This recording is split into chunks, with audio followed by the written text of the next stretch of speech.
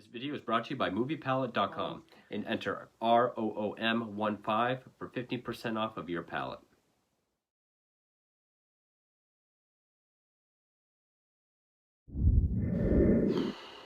I'm starting to see a bit of a pattern here, and it's not good. It's not good at all, and I have more to get to. First off, I want to say I apologize for the lack of videos. The last two nights I've come home from work and I start watching this, but I've just been so tired that I've just been falling asleep. This movie was no help. I am continuing my run-through of films based on real-life serial killers, and this is a killer that I have not done yet. Surprisingly, because he is one of the big timers. He is a major name. He is one of the most notorious serial killers. There are a number of films based on him. There's at least 3 films where it's actually about him. And then there was a made-for-TV movie that was loosely based on him, where all the names and events are changed. That was back in the 80s. There's a very well-done Netflix documentary series about him that I really enjoyed, which of course we're not going to get DVD of because Netflix is the way they are. And it is the Los Angeles-based serial killer Richard Ramirez, aka the Nightstalker. And this is another film by Uwe Lamel, his 2009 film Nightstalker, which it's stylized as one word, even though the Nightstalker is 2 words. And I'm really noticing something with his serial killer films is he'll take very, very little about the killer and mostly about their personal life or their past and kind of make that a bit more accurate. Than anything to do with their crimes and kills, he'll just go off the rails and just do whatever with. With how much I hated his BTK film and how much I said that was a piece of shit in my rant for that, this one was actually worse. I actually think this was a worse film, and that's hard to do. You really gotta expect something when every film he does says from the director of The Boogeyman, as if that's his one claim to fame. I hate The Boogeyman. I know people like it. And the killer looks nothing like a Ramirez. He actually looks more like a character that like Corey Feldman would play. Like post-fame Corey Feldman, actually around the same time. Now, all the films that I mentioned are all called Nightstalker or The Nightstalker or something. The 87 TV movie that's loosely based on him, Nightstalker. This is a 2002 film that I think is probably around the same line of quality as this one, The Nightstalker. This one, and then there's actually a 2016 one with Lou Diamond Phillips as present-day Richard. And I think it cuts back. And the guy that he looks like old Richard Ramirez, and I've seen pictures of the guy that plays the young one, and he looks more like him than any other one. Unfortunately, that was made for a streaming service, so there's no DVD, but it is available on YouTube, and I have to check that one out. I heard it's good, and I can't let this be the only film I talk about Richard Ramirez, because this is the only one I own. Now, as far as material that I have on him, of course, numerous documentaries, which he's on the cover of both. About 24 encyclopedic serial killers. I just pulled this because he's on the cover. But the only work I have of him specifically would be The Life and Crimes of Richard Ramirez, The Nightstalker by Philip Carlo. This is considered to be the definitive work on him, and I would have to agree. If you're going to get any book specifically about him, I would highly recommend this one. This one's very thorough, very in-depth, very well written, so definitely pick this one up. This is about the opposite of what you can get. Now, yes, written and directed by Uwe Lamel. and it's not the last one I have of his to get to, which really makes me worried. I know the other one I have is The Green River Killer. A lot of them have gone out of print, but stars Adolf Cortez as Richard. Not even Richard Ramirez, just Richard. In fact, it even opens with this caption saying this film is fictional, but it's still called Nightstalker. It's still Richard. It's still in L.A. I worded that weird. It's still in L.A. It does have dates for several of the crimes. Most of the dates are accurate. And when he's given his backstory via voiceover, that's fairly accurate. So it's very much a Richard Ramirez film. I'm guessing they just took a fictional approach to it. More so like Henry Portrait of a Serial Killer. Only that's an infinitely better movie than this. Not really anyone worth mentioning cast-wise. I mean, it's the same quality as BTK. It's shot on video, piss poor acting, very poor cinematography and editing and weird techniques. Like, especially when it will have, like, these flashbacks. It'll have weird, screechy sound effects or close-ups, shaky cam. Or it will switch, like, negative or slow-mo. Not anything really worth mentioning. And then cast-wise, there's not really anybody. Bud Watson plays Uncle Bob, which is weird because he's called Uncle Mike in this. In real life, Mike was his cousin, not his uncle. Aunt Frida, Nola Roper. I thought she looked familiar, but I guess not. Her name was Jessie, and that was Mike's wife. Again, cousins.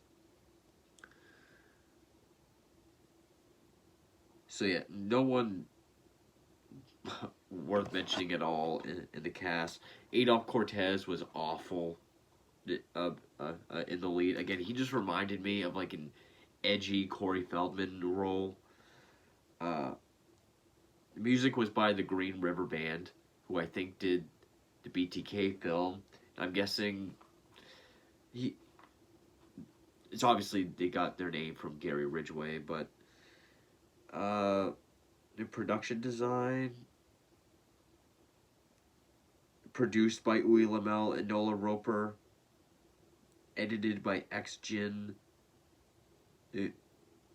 Bianco Pacelli on a cinematography. It's essentially the same crew as his BTK film, yet it's somehow worse than his BTK film. And yes, I still have more to get to, which sucks. Now, real quick, just because I haven't talked about him yet, I'm going to hold this up because it deserves me to hold this up more than that. Richard Ramirez, born February 28th, 1960, raised in El Paso, Texas. A good, church-loving family, abusive father. He actually feared his father quite a bit when he was a kid. Youngest of 5 brothers. He, around the age of 12, that was when he started smoking weed,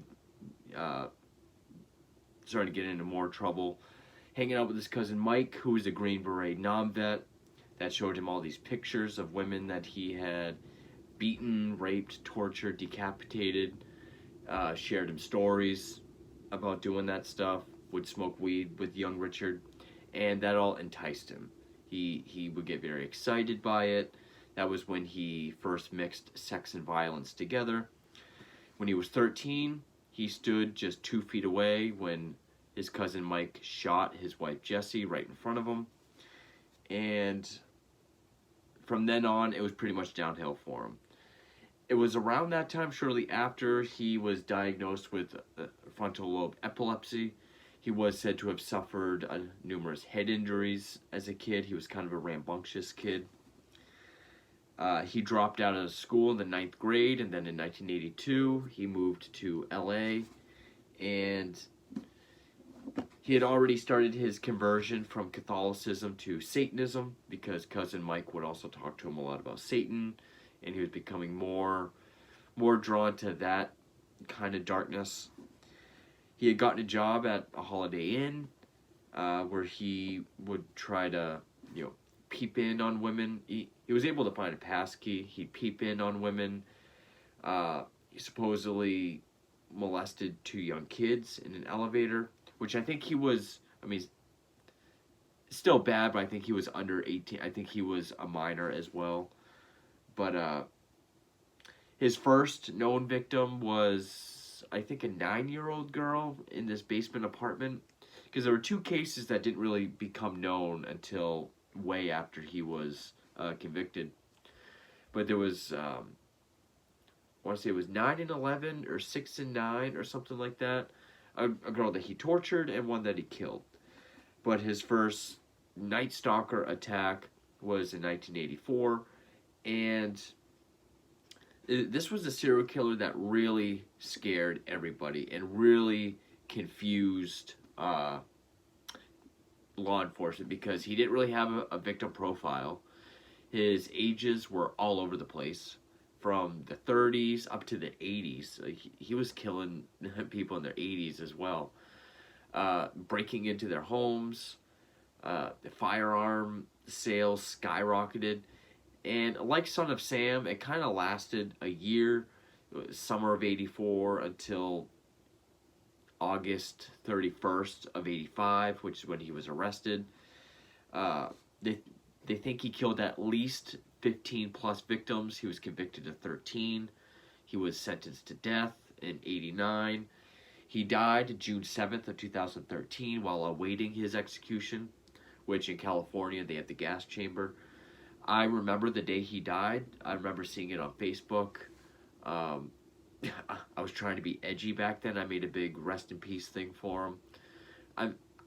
I was like 21, but I thought I was edgy. He did marry a woman in the 90s that had this correspondence with him. She had sent him like 75 letters, but then they got married. And, he's known for, like the picture you see here, flashing his pentagram or blurting out things about Satan or obscenities, and like turning to the jury and just kind of like creepily waving to him. And when he was sentenced, the last thing he said before he walked out of the courtroom was, "See you in Disneyland." Now, his interviews are kind of Manson-esque. They kind of sound like dark, edgy psychobabble, which this film tries to do with the voiceover, but it just sounds more like cringy teen writing than it does stuff he actually said, even though it does end with an actual quote from him. But in any case, Richard Ramirez, fascinating case, a very frightening kind of killer, the kind of guy that just anybody goes. It doesn't matter who you, man or woman. Most of the homes he broke into were married couples. And, he would steal so he could sustain himself and his drug habit. He was addicted to coke. Around the time of his killings, I think he stopped using coke after the first few kills. Mostly used a firearm, but there were times where he used a hammer or a machete that he bought. He even shocked one woman nearly to death. And just the kind of killer where no one is safe. So, and he was known to have crazy, crazy eyes, and he did, as far as diet goes, he ate nothing but candy and consumed nothing but drugs. So, his teeth were all rotted out. He was said to have horrible, horrible breath. Some people even said it was like the stink of death coming out of him. And on August 31st, it was essentially like this big portion of the city chasing after him, almost like a Universal monster movie. His face was already all over all the headlines, all the newspapers, and he didn't know it yet. Because the only link they had was a size 11 or 11 and a half, a Vias or Via shoe. And that shoe print was the only evidence they had, along with the 22 caliber casings found at each crime scene. Because if it wasn't for that, they would think it was all these isolated burglaries. Because, I mean, LA is a violent town. But that was really all they had. And then some of the lead detectives who had a lot to do with the Hunt for a Killer Nightstalker Netflix series, which again is very good. They actually contacted the shoe company, found out how many shoes in this size and that sole pattern were made, and apparently like only 6 were ever made in that part of the country. Like 5 were in Arizona and 1 was in the LA area. So, Richard threw his shoes off the Golden Gate Bridge because he had made it to San Francisco. But when he made it back to LA, there was just, the whole city was yelling El Matador, which means the killer in Spanish. And there's all these people chasing him. And they got him. This movie is not that exciting. I did take some notes. You had the horrible Uwe Lamel credits and music. It opens up in 1984, which is when he started his spree. Voiceover says he arrived in East LA in 78 when he was 18. I don't recall when he first made it there, but he moved there permanently in 82. It says he was born February 28th of 1960 in El Paso. He was actually born on the 29th, which I might have just said the 28th. I don't even remember what I just said. It says he started smoking pot at 12. It does have the flashback to when he was 13, when Cousin Mike shoots his wife. But the way it's portrayed, it's Uncle Mike, and he's this old guy with his old wife who's just nagging him about how his stories are false. And there's a young cousin there as well. And then Uncle Mike shoots the cousin that's not even speaking, and then his wife, when in real life, I don't think they had any kids, but he shot his wife. And the kid playing young Richard, I don't think he's an actor, because he's just standing there the whole time, like,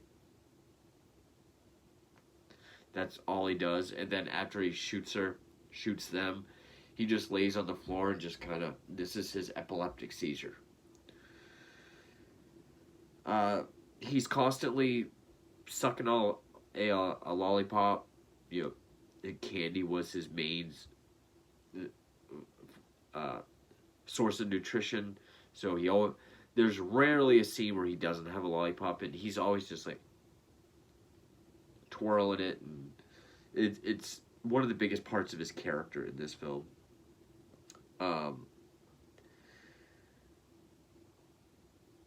So then it cuts to June 28th of 84, which date-wise was the first Nightstalker attack.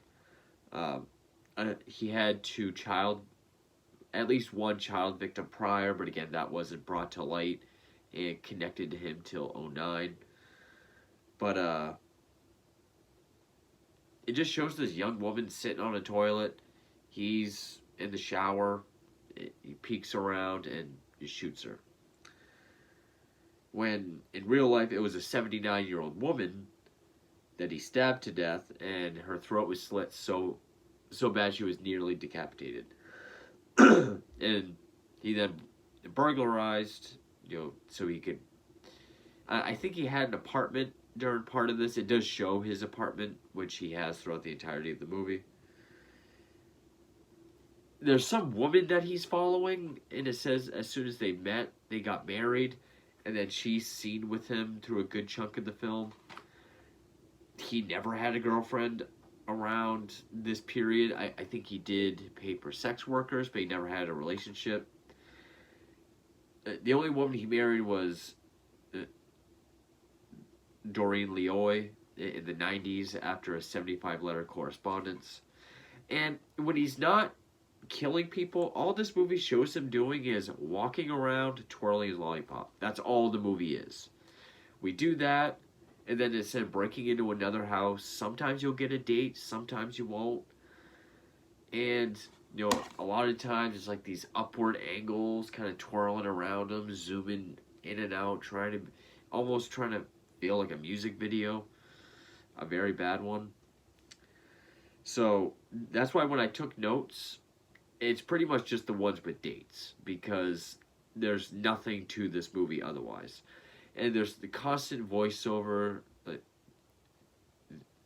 I was always an outcast, so I had to find a way to be scary. I had to find a way to scare them all. And it's mostly just very misogynistic stuff and hailing Satan. It makes the stuff Ramirez actually said sound pseudo-intellectual, but it is the most edgelord teenager stuff that you'll hear. So we skip to March 27th of 85. It's a couple. Again, none of these characters have names, and every couple in this movie is terrible. They're all arguing about something. One is about, arguing about doing how they don't do fun stuff anymore. Another one is an argument about abortion, and all the girlfriends or wives in it are absolutely dreadful. But yeah, none of them get names. But breaks into this one couple's house when they're standing in the kitchen, shoots him and stabs her. In real life, it was Vincent and Maxine Zerrera. He was 62, she was 44. He broke in while they slept and shot him. But then he bound her hands, ransacked the house. She got free, grabbed her shotgun. When she pulled the trigger, it clicked, and that enraged him, so he shot her in the face 3 times. And then he mutilated her body with the knife he found in the kitchen. He actually plucked her eyes out, put them in a jewelry box, and took that with him. And this was also the first attack where they noticed the sole print of his sneakers and the casings, and they linked it all together. And this was his 4th attack. So it kind of jumps around. Obviously, he's not going to show all of them. But yeah, that's basically what all these attacks are. He breaks in, we see the argument, he's just sitting there, and then they notice him, he shoots one, then he just kind of points the gun at the other one, and then finally shoots. It also keeps cutting back to this public bathroom with him, his girlfriend, and these other people doing coke together and hailing Satan, until he finally shoots the guy, which he never shot any of his coke pals. I also have to say the sound design of this movie is fucking dreadful, because the music and the screaming and the sound effects are so loud, but then actual dialogue volume is either the same or low. It's very hard to hear, and it's actually raining here tonight, so it made it even harder to hear. That most of the voiceover and stuff he said, I don't even know what it was, but you don't really need it. So after that, he just follows this other woman. He takes her back to his house, and then he shoots her. He never brought anyone to where he lived in real life. Then we skip to May 14th of 85, where he's sneaking through a window in the kitchen, shoots her, and then either draws or carved a pentagram in her torso, which he was known to do. In real life, on this date, it was a married couple, Bill and Lillian. He was 66, she was 56, and I think she was disabled.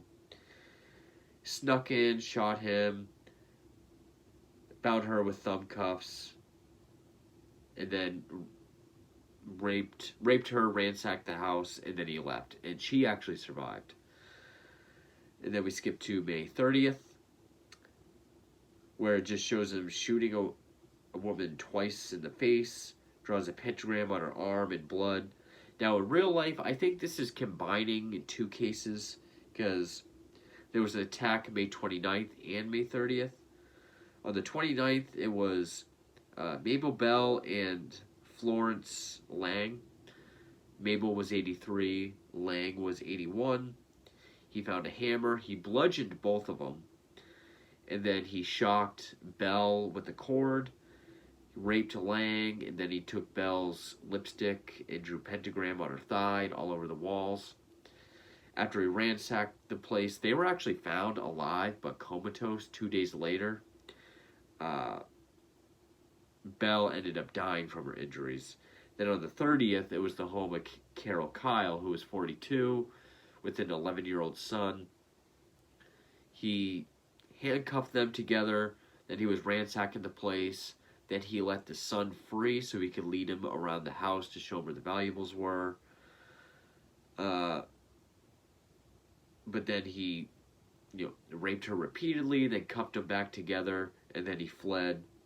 He put the kid in the closet, raped her repeatedly, and then this is one he kept telling her, don't look at me or I'll cut your eyes out. And then after he took the kid out of the closet, cuffed him back together, then fled. Now, some stories say, and maybe it was a different case, where he let the son go. He told him to go to the neighbor's house. And then he shoots one of his coke friends after a coke-filled Hail Satan session.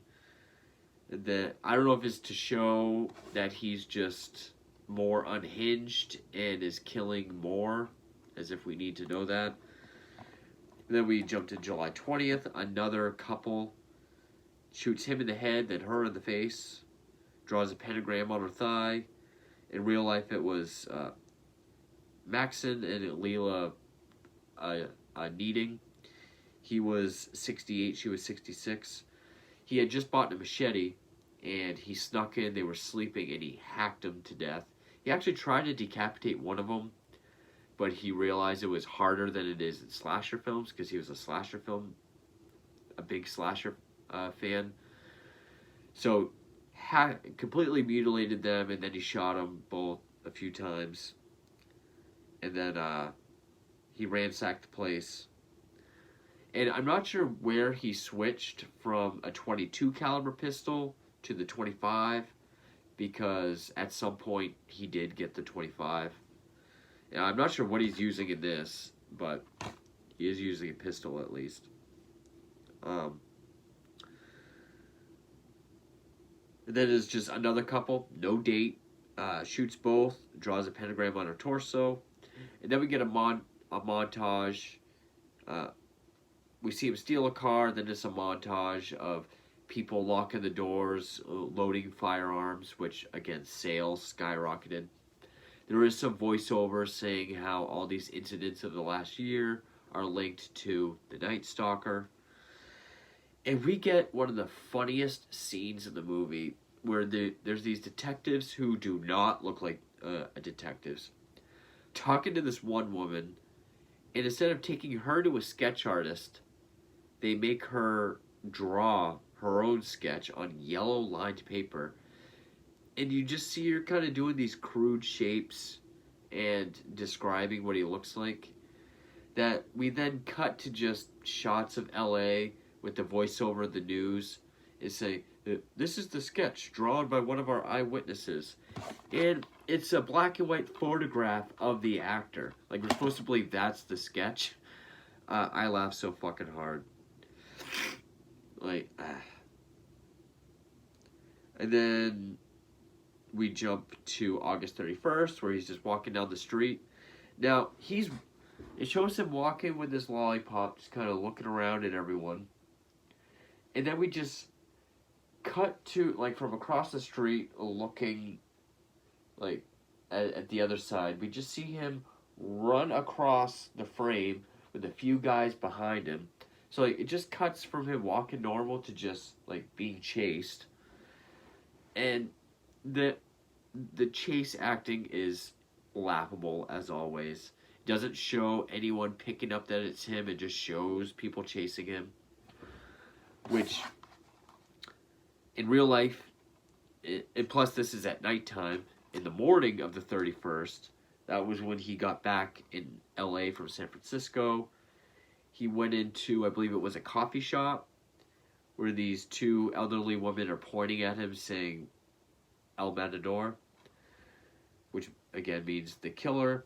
So he ran, and then more people outside were all looking at him with yelling El Matador. They all started chasing him. I mean, he's diving over fences. He even walked by two cops at one point before he was pointed out. He tried to steal a car, but the owner of the car actually grabbed him by the neck, threw him out of it. He continued to run, and then he was finally captured. And as he's being led by police, it was said that several hundred people were gathered around trying to get to him. But yeah, there's like maybe 8 or 9 guys chasing him, and they're in an alley. Aerial shot. They're all beating the hell out of him. Then it cuts to him bloodied on the ground. They all disperse, and then it just shows us an end captioning of the Nightstalker is credited, which I like how they use the word credited, with killing more than 16 people. They think he killed at least 15, but he was convicted of 13. Sentenced to death on September 30th of 89. He was actually sentenced on September 20th.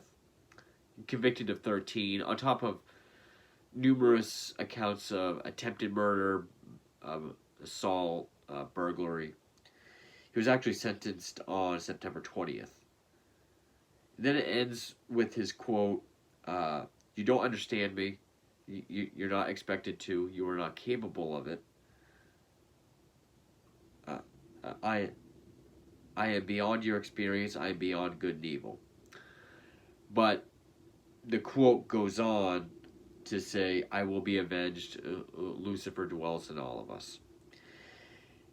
And that is Uwe Lammel's Nightstalker. Which, with how goofy all the edgelord voiceover stuff is, they should have just went with his final word in court was "see you in Disneyland." Because literally that whole "you don't understand me, you're not expect," that's all better written than anything that's said in this film. Excuse me. Yeah, this was worse than BTK. BTK was bad, but I've seen 3 Uwe Lamel films, and all 3 of them are contenders for being among the worst films that I've ever seen. This, BTK, and Diary of a Cannibal, which is loosely based on a real case. I'm hoping Green River is at least a shred better. I hope Green River Killer is not worse than this. I don't know if I can handle that. But yeah, this was an absolute piss poor, I was going to say representation of Nightstalker. But then again, at least it comes out and says this is, a fictional film, which it mostly is.